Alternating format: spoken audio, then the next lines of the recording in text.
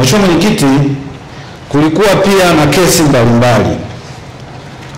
Hadi kufikia tarehe 30 mwezi wa 9 2025, Halmashauri ya Jiji la Dodoma inakabiliwa na mashauri 42 ambapo ukiyapeleka kwenye fedha thamani yake ni bilioni 1,655,000.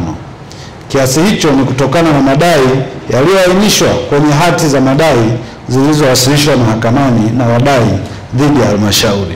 Taarifa kamili inapatikana ukurasa wa 12 wa kabrasha hilo. Uendelezaji makao makuu.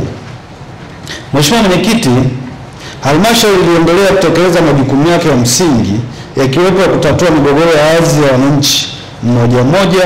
Majukumu mengine yaliyofanyika ni pamoja kama yafuatayo: kuendeleza na zoezi la kuyapima maeneo yanayomilikiwa na halmashauri yakiwepo maeneo ya shule, vituo vya afya na maeneo ya wazi kwa ajili ya kuyapatia hati miliki, na kwa kipindi hicho ambacho baraza lilivunjwa, jumla ya hati maeneo 125 yamefanyiwa kazi na hatua za utoaji hati miliki zinaendelea.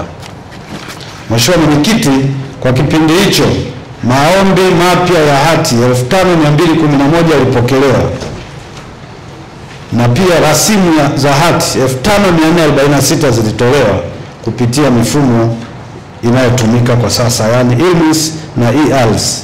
Kati ya rasimu hizo 1227 zilitolewa na mfumo wa ILMIS na 3219 zilitolewa na mfumo wa e-ALS.